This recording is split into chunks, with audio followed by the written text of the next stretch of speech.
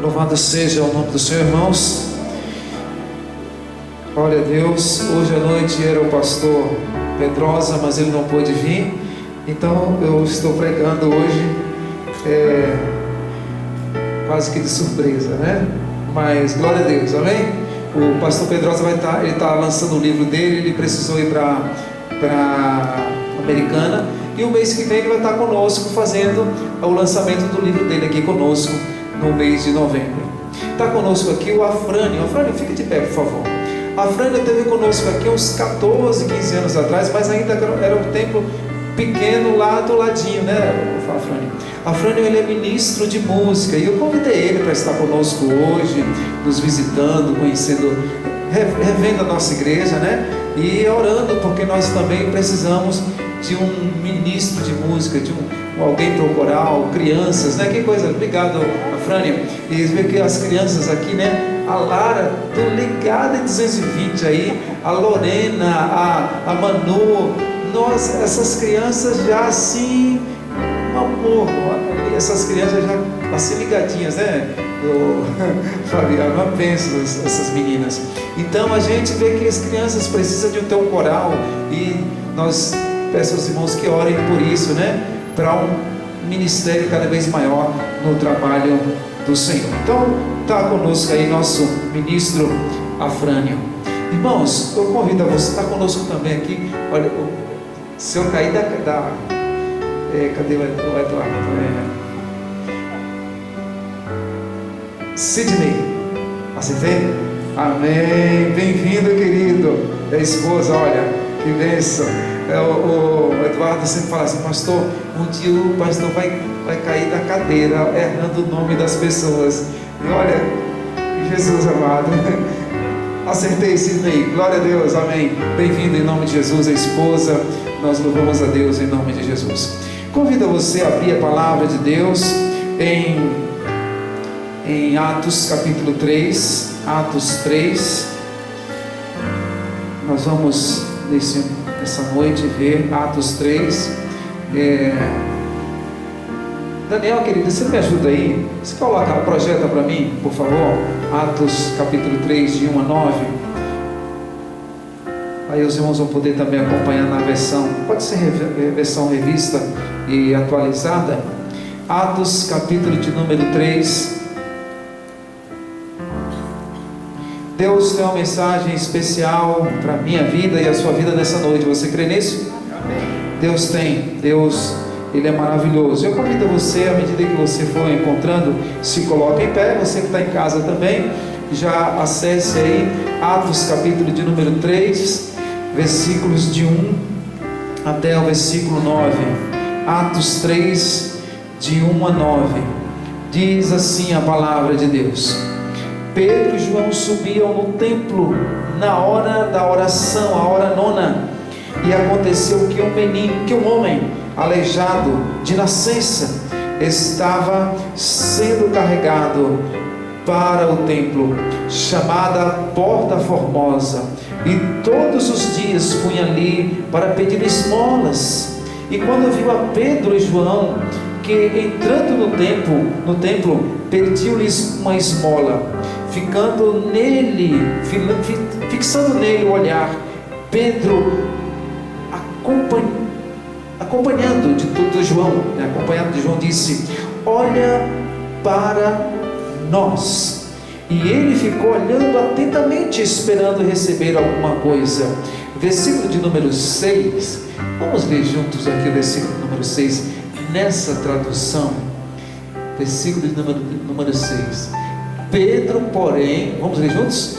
Pedro, porém, lhes disse: não possuo nem ouro nem prata, mas o que eu tenho, isso eu te dou. Em nome de Jesus Cristo, o Nazareno, anda. E pegando pela mão direita, levantou-se imediatamente os pés e os tornozelos. O homem se firmou, e ele, dando um salto, colocou-se em pé. Então começou a andar e entrou com eles no templo, andando, saltando e louvando a Deus. E vamos ler juntos o versículo 9. E todo o povo viu andando e louvando a Deus. Senhor, que palavra maravilhosa, a sua palavra. Deus, eu peço que em nome do Senhor transformes a sua palavra em alimento para cada um nessa noite. Repartas e ninguém fique de fora. Também transformes, ó Deus, em salvação a sua palavra. Transforme em edificação. E tudo que o Senhor desejar, faz em nós e através de nós, no meio do seu povo e aonde essa palavra for pregada, em nome de Jesus. Amém. Obrigado, queridos. A cura de um coxo, a cura de um aleijado. Todos nós, de alguma maneira, temos algum tipo de dificuldade, de deficiência. Todos nós. Esse texto aqui representa o quadro da nossa vida, representa a nossa fisionomia, representa a nossa vida. Todos nós. Esse homem era coxo, e todos nós, de alguma maneira, de alguma forma, em alguma parte, nós temos alguma coisa que é deficiente. Por mais que a pessoa seja perfeita, e você diz assim: nossa, mas aquela pessoa, ela é perfeita. Olha, eu fui lá e nossa, mas na casa, que coisa, que linda aquela casa. E, né, irmã Joelma, que maravilha. Aí a gente fica encantado, mas a gente sabe que no nosso coração aquela pessoa é imperfeita. A gente vive, nós somos assim. E nós temos no nosso coração essa expectativa de perfeição, mas todos nós, seja no lado físico, emocional, psicológico, espiritual, nós temos uma parte que é paralítica, que está em paralisia, que é necessitada. E o que é a igreja? A igreja de Cristo é um local onde vêm os coxos, os aleijados, vêm os paralíticos, e Jesus é o médico. Ele vai trazendo e vai operando em nós. Então é um grande hospital, e Jesus, ele é esse grande médico. E esse homem, esse texto sagrado, ele representa a nossa vida. É assim um espelho, a gente olha e vê o espelho. E como é que Deus, ele vai trabalhando essa paralisia? Como é que ele vai trabalhando essas deficiências em nós? Deus, o grande médico, o Senhor Jesus Cristo, ele vai trabalhando. E nesse texto sagrado nós vemos que ele vai fazendo alguns trabalhos aqui de cura. Ele vai fazendo esse trabalho de um modo simultâneo, de um modo assim paralelo, e de um modo tão perfeito, tão maravilhoso. Em primeiro lugar, a gente vê que Deus, ele vai curando nós, curando a nossa paralisia, nossos defeitos, curando nossas falhas emocionais, nossos traumas, nossas idiosincrasias, tudo ele vai curando por meio da oração. Ele vai curando por meio da oração. Aqui diz que Pedro e João, eles iam para o templo a hora da hora nona. É interessante que a oração, ela tem dia, tem hora, tem local e tem frequência. Tem dia, os dias eles estavam seguindo os dias. Horário, a hora nona, 3 horas da tarde. Frequência, subiam, você vai ver o verbo, que é um verbo, uma ação contínua, subiam, contínuo. E local, o templo, estavam indo no templo. Então a oração, ela tem esse poder sobre nossas vidas. Tudo que é importante, ele tem 4 elementos na nossa vida. Tudo que é importante para você tem 4 elementos. Tem dia, tem local, tem hora e tem frequência. Tudo que é importante para você. Alimentar-se é importante para você? Claro, pastor, claro, alimentar-se é importante.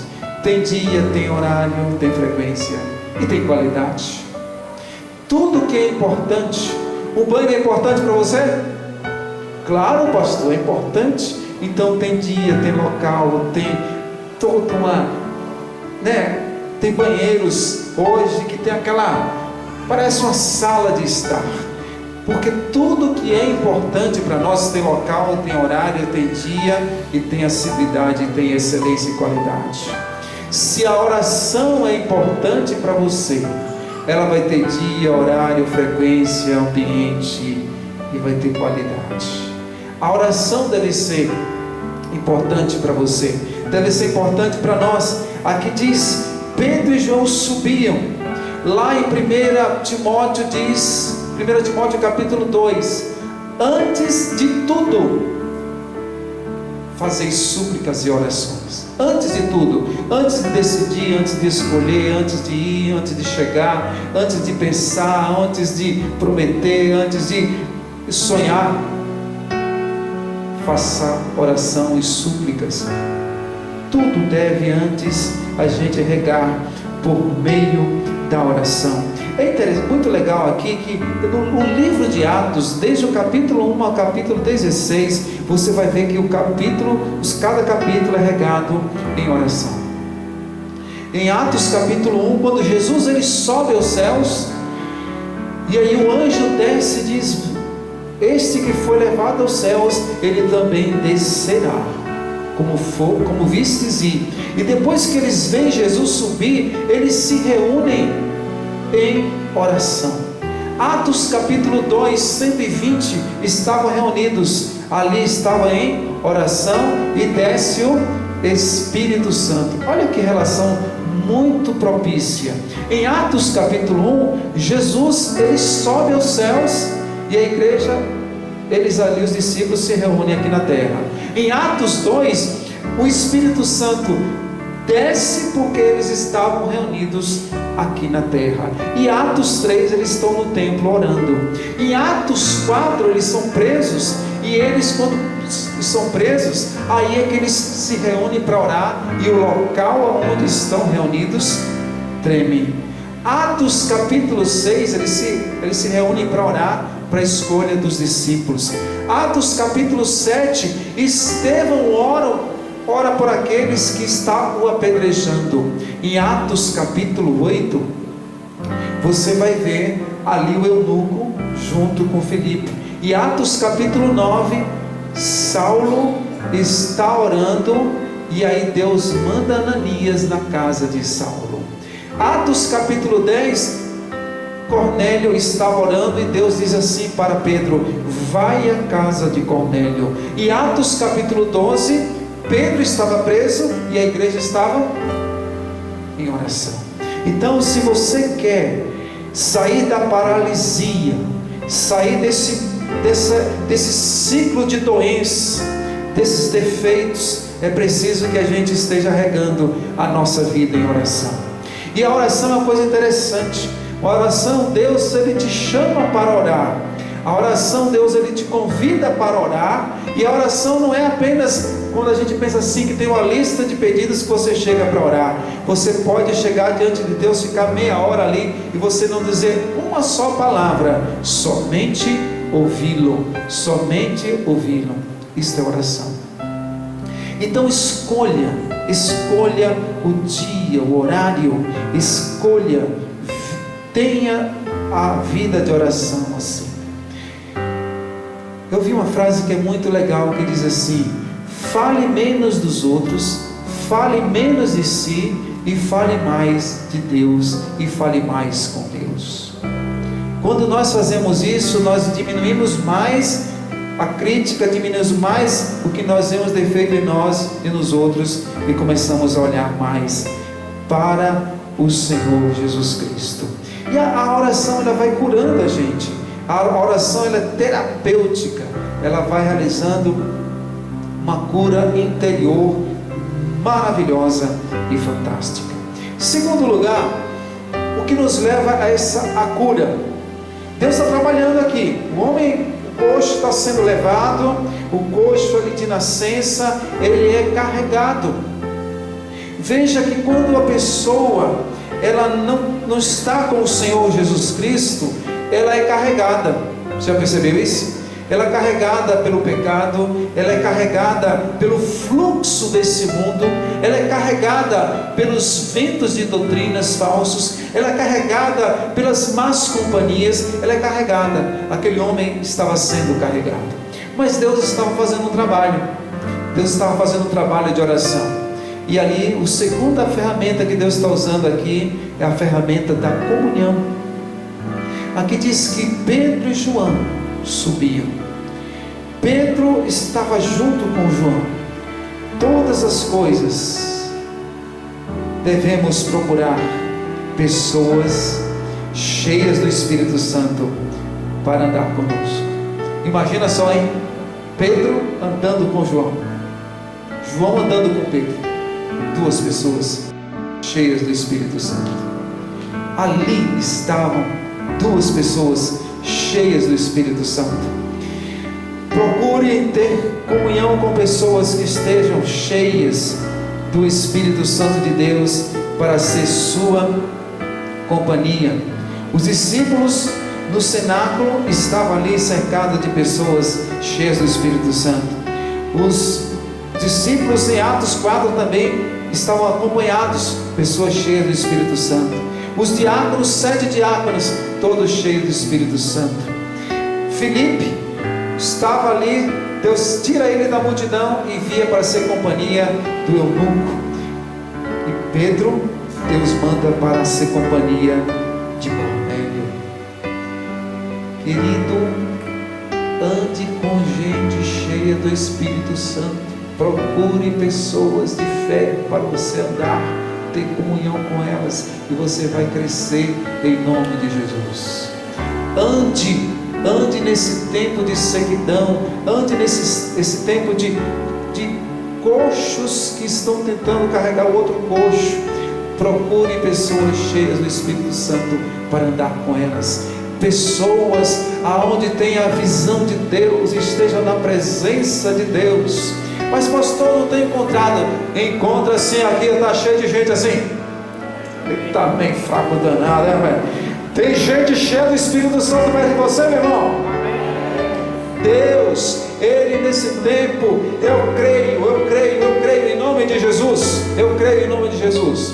Nas duas profecias, tem uma profecia que diz assim: nos últimos tempos o amor de muitos esfriará. Tem essa profecia, é verdade. Muitos estão esfriando o amor, muitos deixando a igreja, muitos abandonaram o Evangelho. Mas tem uma segunda profecia que eu creio também, que está escrito em Atos 2, está escrito em Joel 2:28. Nos últimos tempos derramarei do meu Espírito Santo sobre toda a carne, sobre os velhos, sobre os jovens, sobre as crianças. Eu creio nessa profecia, você crê? Amém. Então tem gente cheia do Espírito Santo também hoje na nossa geração. Tem gente cheia de Deus, tem gente capacitada por Deus, tem milagre de Deus, tem ação de Deus, tem boas companhias nesse tempo em nome de Jesus. Agora uma pergunta que não quer calar: você é essa pessoa cheia do Espírito Santo? Você é essa pessoa que é uma boa companhia? Oh, glória a Deus, amém, irmão Marcos? Glória a Deus, meu irmão. Que bom quando você tem boa companhia. Porque quando você está triste, você diz assim: eu vou orar com aquele irmão, né? Vou orar com aquele irmão, vou buscar aquela irmã. Então você se sente fortalecido, né, irmã Emília? Então, busque companhias. Um coxo não consegue carregar o outro coxo. É preciso boas companhias, comunhão com Deus, uma comunhão com pessoas cheias do Espírito de Deus. Quando Saulo se converte, Barnabé se aproxima. Saulo vai ali e tem aquele abraço, ele tem aquele sustento de Barnabé. Quando Cornélio está orando, Deus manda Pedro falar com Cornélio, pregar para Cornélio. Quando o eunuco está sozinho lendo o Antigo Testamento, Deus manda Filipe. Então não ande sozinho, ande com gente de Deus. Mas também esteja disposto a ser usado por Deus para ministrar na vida de outras pessoas. Você pode nessa noite dizer assim: eu quero também ser uma boa companhia para ministrar a vida de outras pessoas. Em nome de Jesus, Deus me chamou para essa geração, e eu quero na minha vida a profecia, não do esfriamento dos finais dos tempos, mas eu quero a profecia da minha vida, do derramar do Espírito Santo. Eu seja uma boa companhia para os outros, e os outros sejam uma boa companhia para mim, amém? E isso vai nos curando, e Deus está trabalhando, o homem está ali coxo, o homem está ali sendo carregado. Mas a terceira forma que Deus vai curando, vai trabalhando, é a compaixão. Versículo de número 4, Pedro está entrando. Versículo 3, Pedro e João estão entrando. Mas quando viu a Pedro e João que ia entrando no templo, pediu-lhe uma esmola. O coxo pedindo esmola, pedindo-lhe coisas que era relacionada a ele, esmola. A pessoa sem Cristo, ele vive de esmola. A pessoa sem Jesus, ele vive uma vida miserável. A pessoa sem Jesus, ele vive comendo migalhas.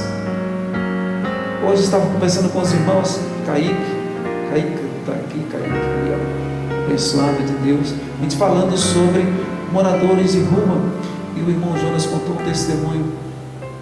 Tem gente que mora na rua, mas não quer sair da rua. Ele se sente ali como um local que ele não quer pagar conta, não quer pagar internet, não quer comprar ração para o cachorro, não quer pagar água, conta, luz, e ele vai para a rua. E ele se esquece. Se você for lá e diz assim, quer voltar para casa, ele não quer. Então, pessoas que estão se alimentando de migalhas. Mas quando a pessoa vem para Jesus, ele vai ter qualidade de vida. Mas essa qualidade de vida começa com a compaixão. Aqui diz que no versículo 4, fixando neles o olhar, Pedro, acompanhado de João, disse: olha para nós. Olha como se descreve a compaixão. A compaixão aqui envolve visão, envolve sensibilidade. Envolve sensibilidade, envolve ternura, porque eles se inclinam e dizem: olha para nós. Essa compaixão, ela vai se desenhando dessa forma. Também a compaixão vai se desenhando com empatia. Eles estavam entrando ali no templo, mas para olhar para o homem, empatia, simpatia, e também uma iniciativa. Olha para nós. Percepção para aquele homem. E aí o coxo pensou: ele vai dar, esperando alguma coisa. Esperando o quê? O que o coxo estava esperando? Esmola. Mas quando você anda na presença de Deus, não tem esmola nas suas mãos, tem o poder de Deus, amém? Quando você anda na presença de Deus, não tem miséria, não tem a margem da vida, tem vida abundante. O coxo estava esperando ali esmola.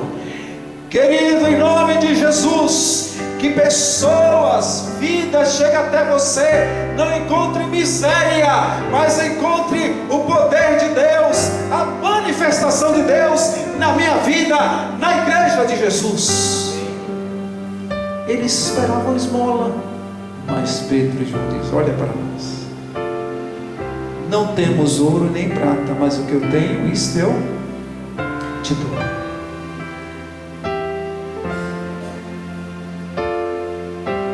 Eu não vou lembrar agora do nome do Papa, mas conta uma história verídica que eles estavam contando dinheiro, muito ouro mesmo. E aí ele falou assim para alguém que estava do lado: veja, a igreja agora não precisa dizer que não tem ouro nem prata.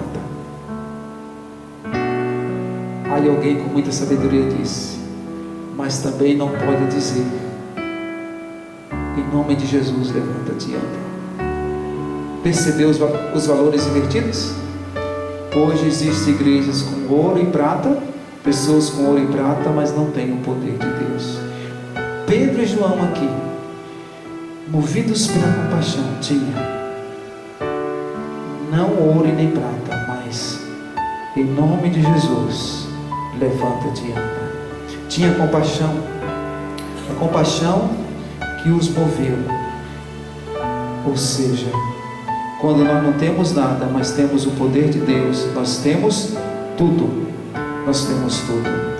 nas nossas mãos. A vantagem da compaixão é quando você tem compaixão, os seus problemas diminuem.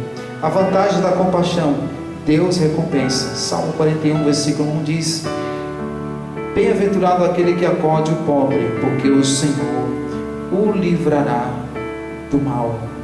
E o que semeia no reino de Deus, ele vai colher. Deus, ele cura. Deus, ele vai curando através da oração. Toda paralisia, os defeitos, Deus vai trabalhando através da oração, através da comunhão, através da compaixão. Mas o centro de toda cura está aqui no versículo de número 6, quando diz: em nome de Jesus Cristo, o Nazareno. Deus é quem cura por meio de Jesus Cristo.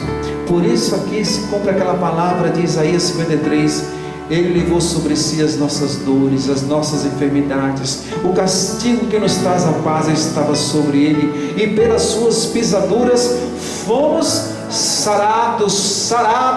O que sara não é a religião, o que sara não é o legalismo, o que sara são as feridas, a cruz de Cristo, o sangue de Jesus é que cura, é que liberta você, a minha vida, dos defeitos. O que opera em nós é a centralidade de Cristo. Cristo deve ser o centro do culto, da pregação, da mensagem.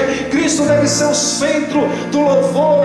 Cristo deve ser o centro da contribuição, da evangelização. Cristo centro. Venha a Cristo, mas não é uma religião, é Cristo Jesus. O centro para curar é Cristo Jesus. O grande médico da igreja é Jesus. Por isso, quando Pedro diz: olha para nós, mas não era eles, mas para mostrar o Senhor, dono da igreja. A descida do Espírito Santo foi para manifestar o poder de Cristo. Estevão, quando estava sendo apedrejado, ele vê Cristo em pé à direita de Deus e recebido por Cristo. Quando Filipe vai anunciar, vai explicar em Isaías 53, diz assim: e anunciou Cristo. Quando Saulo ele é confrontado no caminho de Damasco, ele pergunta: Senhor, quem és? E aí Jesus diz: eu sou Jesus a quem tu persegues.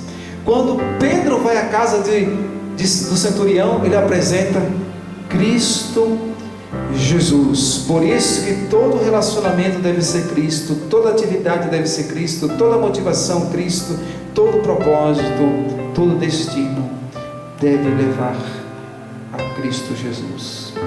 E é Ele quem nos cura, é Ele quem nos cura, é Ele que vai operando em nós, é Ele que vai curando as nossas dores, vai fazendo a terapia em nossa vida. os sentimentos, a dor, a aflição do seu coração, é Ele quem vai trabalhando. Os defeitos, é Ele que vai lapidando.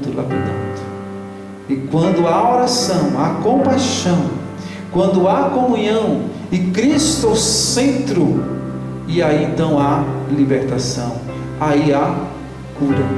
E aí acontece que aquele homem vem a adorar ao Senhor.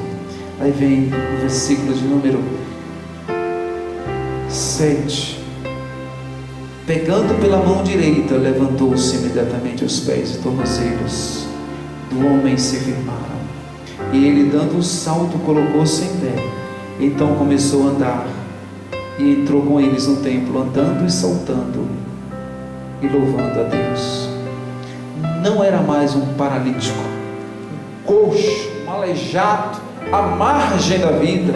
Quando você encontra com Jesus, você não é mais um miserável, uma pessoa vivendo no pecado, alimentando-se do pecado, da desobediência, mas agora você é liberto e começa a andar.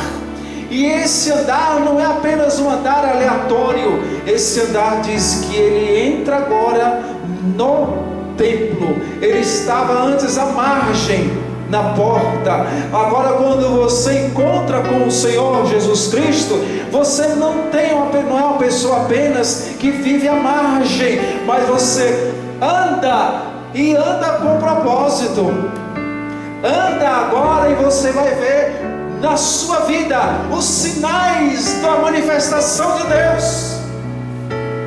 Eu vou perguntar agora em nome de Jesus: você que está ouvindo agora, você já teve encontro pessoal com Jesus?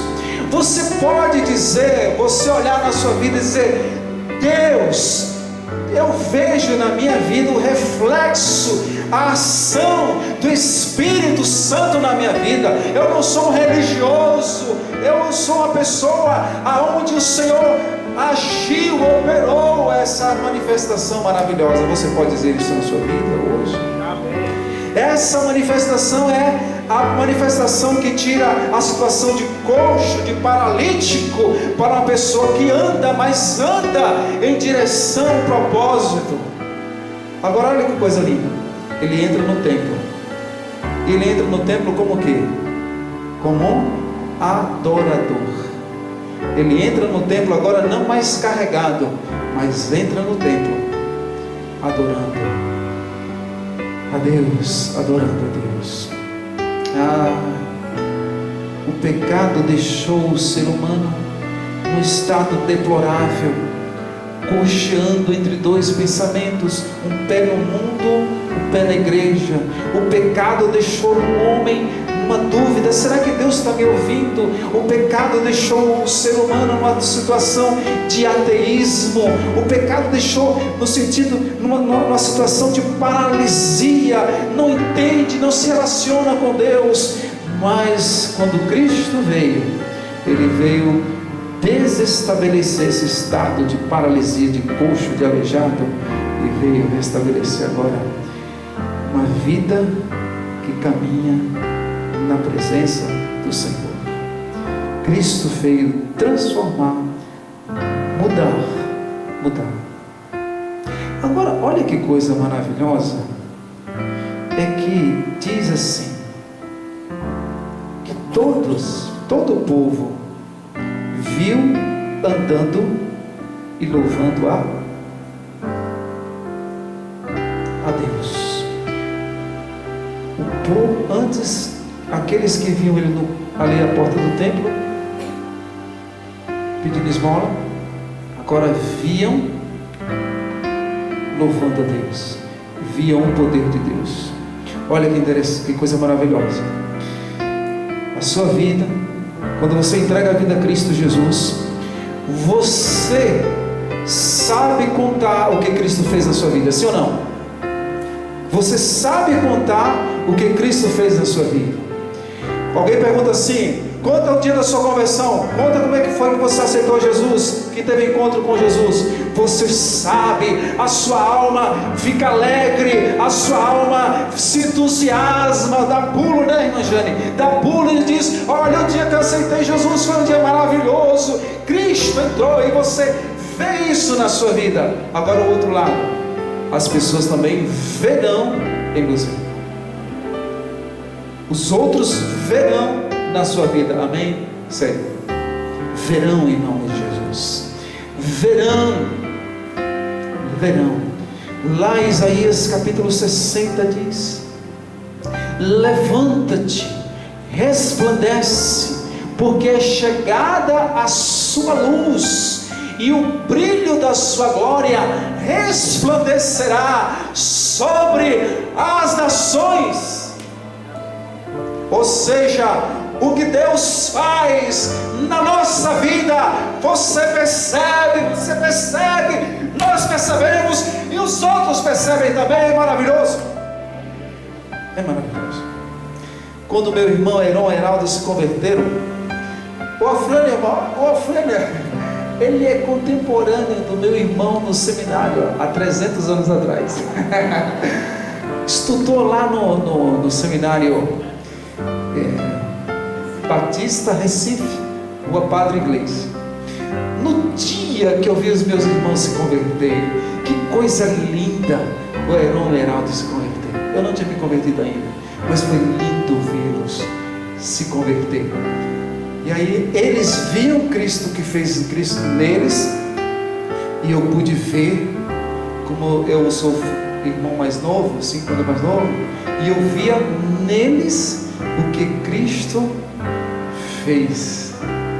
E eu estava contando essa semana para o Miguel e para a Jana, irmãos, na nossa casa a coisa era tanto amor antes de se converter, que ninguém nem sabia nem o aniversário do outro, não sabia nem quando tinha nascido. Aí quando nós aceitamos a Jesus e chegamos na igreja e vimos que havia aniversário, e a gente descobriu lá em casa que tinha aniversário também. Até nisso Cristo mudou a nossa vida e a nossa casa, e foi linda. E aí Heron e Heraldo diziam assim para mim: você tem que vir a Jesus. Olha, que lindo, viu? Que lindo. Levei 4 anos para ir, mas foi maravilhoso. Venha Jesus, venha Cristo, e você não apenas vai ser carregado como coxo, você vai ser levantado e vai andar, vai louvar ao Senhor Deus. É uma vida maravilhosa, é uma vida maravilhosa, é tão glorioso que aquele povo viu o poder de Deus. Aí Pedro e João começam a pregar, e as multidões começam a ver do grande poder de Deus. Ou seja, quando Deus age na sua vida, as manifestações de Deus ao seu redor, Deus vai espalhando, vai reverberando na segunda-feira, na terça-feira, aonde você for chegar, São Paulo, Espírito Santo, Brasil, por mundo afora, Deus vai reverberando, Deus vai fazendo na sua casa, nos seus filhos, Deus vai fazendo em nome de Jesus. Você gostou do nosso vídeo? Então se inscreva no nosso canal, Igreja Batista da Esperança em Hortolândia, e ative o nosso sininho, dê um like e compartilhe também esse vídeo. Deus abençoe a sua vida.